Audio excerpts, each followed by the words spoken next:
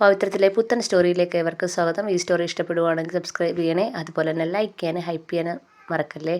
അങ്ങനെ വേദയും വിക്രത്തെ കാണുമെന്ന് അനിയൻകുട്ടൻ പറഞ്ഞത് പ്രകാരം അവർ രണ്ടുപേരും മുറിയിലേക്ക് വരികയാണ്. മുറിയിലേക്ക് വരുമ്പം അനിയൻകുട്ടൻ ഇരുന്ന് ഭയങ്കരമായിട്ട് കരയുകയാണ്. അപ്പോഴത്തേക്ക് അനിയൻകുട്ടനെ കാണുമ്പോഴാണ് വിക്രം ഓടി വന്നിട്ട് അനിയൻകുട്ട എന്നും പറഞ്ഞ് കെട്ടിപ്പിടിക്കുകയാണ്. അപ്പോഴും അനിയൻകുട്ടൻ ഭയങ്കര കരച്ചിലാണ്. അപ്പോൾ കരച്ചിൽ നിർത്തുന്നില്ല. അപ്പോൾ വേദയും വന്ന് അവിടെ ഇരിക്കുകയാണ്. രണ്ടുപേരും കൂടെ അനിയൻകുട്ടനെ സമാധാനിപ്പിക്കുന്നുണ്ട്. പക്ഷേ അനിയൻകുട്ടൻ നിർത്താതെ കരയുകയാണ്. അപ്പം വേദ അനിയൻകുട്ടനെ ചേർത്ത് പിടിച്ചിട്ട് പറയുകയാണ്, അനിയൻകുട്ട കരയാതെ, നീ മാത്രമേ ഉള്ളൂ പുളിക്കനെ കൊന്നതിൻ്റെ ദൃക്സാക്ഷി. അതുകൊണ്ട് തന്നെ നിന്നെ കൊല്ലാൻ പലരും പിന്തുടരുന്നുണ്ട്. ഞങ്ങൾ അതുകൊണ്ടാണ് നിന്നെയും കൊണ്ട് ഇങ്ങോട്ട് മാറിയത്. നീ പേടിക്കണ്ട, നീ ഒരു തരത്തിലും പേടിക്കണ്ട, ഞങ്ങൾ നിൻ്റെ കൂടെ തന്നെയുണ്ട്. നമ്മളിനി അവരെ നേരിടാൻ പോകുന്നത് കോടതി വഴിയാണ്, നിയമം വഴിയാണ് അവരെ നേരിടാൻ പോകുന്നത്. ആരായാലും വെറുതെ വിടത്തില്ല എന്ന് പറയുകയാണ്. ഇത് കേൾക്കുമ്പോഴത്തേക്ക് അനിയൻകുട്ടൻ അങ്ങ് സങ്കടപ്പെട്ട് കരയുകയാണ്. ഇനി എന്താണെന്ന് പറഞ്ഞാലും ആരാന്ന് പറഞ്ഞാലും നിൻ്റെ കൂടെ ഞങ്ങളുണ്ട്, നീ മാത്രമാണ് അതിന് ദൃക്സാക്ഷി എന്ന് വേദ പറയുന്നുണ്ട്. അപ്പം വിക്രം ചോദിക്കുന്നുണ്ട്, അനിയൻകുട്ട നീ അന്ന് ആ പുളിക്കനെ കൊന്നത് ആരാണെന്ന് നേരിട്ട് കണ്ടായിരുന്നോ? ആ കണ്ടിട്ടുണ്ടെന്ന് എനിക്ക് നന്നായിട്ട് അറിയാം. അതിൻ്റെ ഷോക്കിലാണ് നിനക്ക് ഈ അവസ്ഥ ഉണ്ടായതെന്ന് എനിക്കറിയാം. ആരാ ആ പുളിക്കനെ അന്ന് കൊന്നത്? നീ എന്താണ് അവിടെ കണ്ടത് എന്ന് ചോദിക്കുകയാണ്. അപ്പം വേദയാണെങ്കിൽ വിക്രം ചോദിക്കുന്നത് ഇങ്ങനെ നോക്കിക്കൊണ്ടിരിക്കുകയാണ്. നീ എന്നോട് പറ, അന്ന് എന്താ നീ അവിടെ കണ്ടതെന്ന് ചോദിക്കുകയാണ്. അപ്പോഴത്തേക്ക് അനിയൻകുട്ടൻ ഭയങ്കര സങ്കടത്തോടെയും പേടിയോടെ വിക്രത്തെ നോക്കുകയാണ്. എന്നിട്ട് അനിയൻകുട്ടൻ പറയാണ്, ഞാനന്ന് ആഹാരമായിട്ട് തിരിച്ച് വരികയാണ്, ഞാനും ജോസഫും ഉണ്ട്. അപ്പോഴാണ് ജോസഫിന് ഒരു ഫോൺ കോൾ വരുന്നതും ജോസഫ് അങ്ങോട്ട് മാറുന്നതും. അങ്ങനെ ഞാനാണെങ്കിൽ അവിടെ ആഹാരമായിട്ട് ഇറങ്ങി വരുമ്പം താഴെ രണ്ടുപേരും നിൽക്കുമ്പോൾ കണ്ട്. അപ്പം അവരാരാണെന്ന് ഞാൻ അവിടെ നോക്കുമ്പം ശ്രീകാന്തും അതുപോലെ തന്നെ ശ്രീകാന്തിൻ്റെ അമ്മായിച്ചൻ ചന്ദ്രശേഖരനും വേദയുടെ സഹോദരൻ ശ്രീകാന്താണെന്ന് പറയുകയാണ്. ഇത് കേൾക്കുമ്പോഴത്തേക്ക് വേദയും വിക്രവും ഒന്ന് ഞെട്ടുന്നുണ്ട്.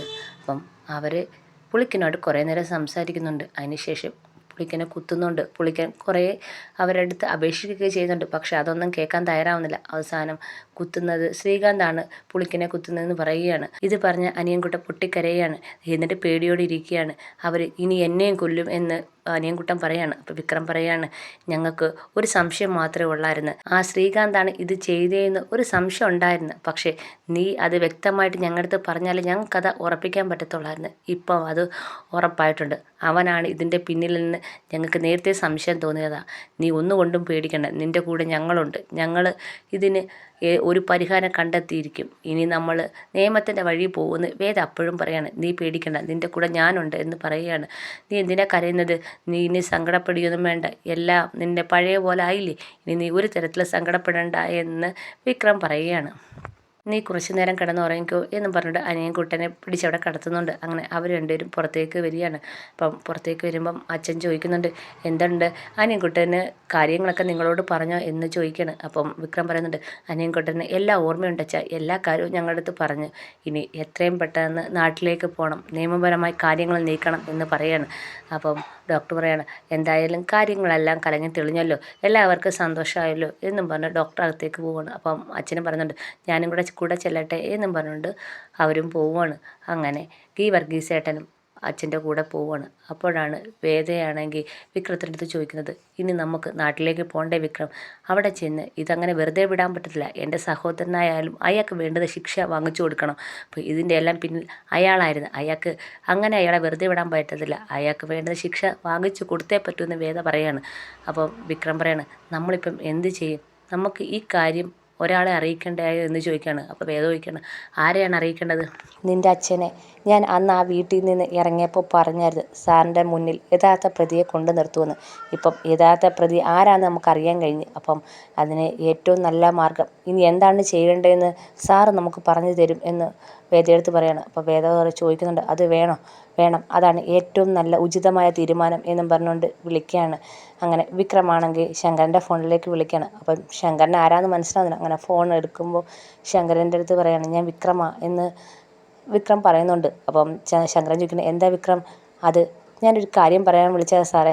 അപ്പോഴേക്ക് ശങ്കരൻ ചോദിക്കുന്നുണ്ട്, നിങ്ങളിപ്പോൾ എവിടെയാണ് താമസിക്കുന്നത് എന്നൊക്കെ ചോദിക്കുന്നുണ്ട്. അപ്പോൾ വിക്രം പറയാണ്, സാറേ ഞാനിപ്പോൾ അത്യാവശ്യമായിട്ടൊരു കാര്യം പറയാനാണ് വിളിച്ചത്.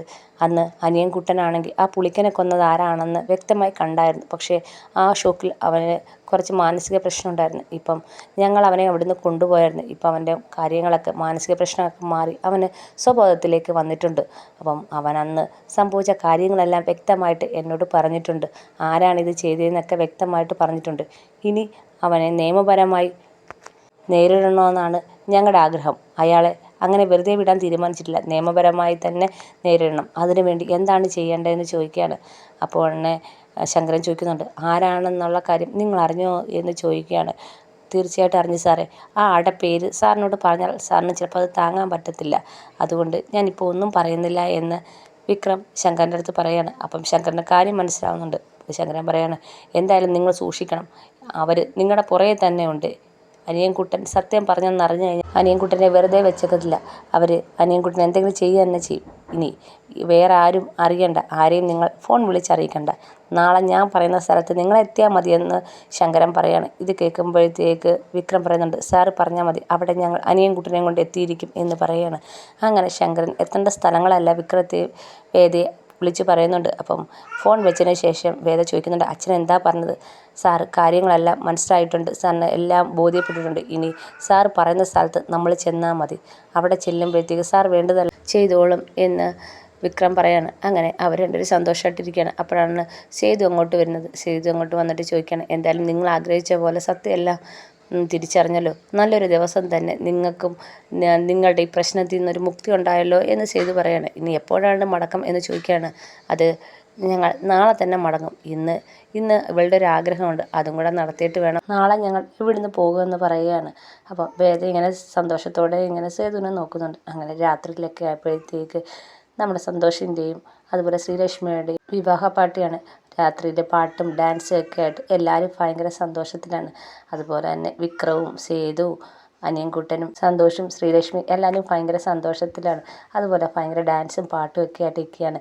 സന്തോഷിനാണെങ്കിൽ അടക്കാൻ വയ്യാത്ത ഒരു സന്തോഷം ഉണ്ടാകുന്നുണ്ട്. ഇനി ഒരിക്കലും ശ്രീലക്ഷ്മി തൻ്റെ ജീവിതത്തിലേക്ക് വരത്തില്ല എന്നാണ് സന്തോഷ് കരുതിയിരുന്നത്. പക്ഷേ അത് മാറ്റിമറിച്ചത് വിക്രമാണ്. ഈ സമയത്ത് ചന്ദ്രശേഖരനും ശ്രീകാന്തും കാര്യങ്ങളൊക്കെ ജോബിയുടെ കയ്യിൽ നിന്ന് അറിയുന്നുണ്ട്. അപ്പം എങ്ങനെയെങ്കിലും ഇനി അനിയൻകുട്ടനെ അവിടുന്ന് കടത്തിക്കൊണ്ട് വരണം. അനിയൻകുട്ടനെയും വിക്രത്തിനെയും കൊല്ലുക, ഇതാണ് അവരുടെ ഉദ്ദേശം. വേദയെ അവരൊന്നും ചെയ്യത്തില്ല. കാരണം വേദയുടെ പേരിലാണ് സ്വത്ത് വിവരങ്ങളെല്ലാം. അതുകൊണ്ട് വേദയെ ഒരു തരത്തിലും ഉപദ്രവിക്കേണ്ട. അനിയൻകുട്ടനെയും അതേപോലെ വിക്രത്തിനെയും കൊല്ലണം.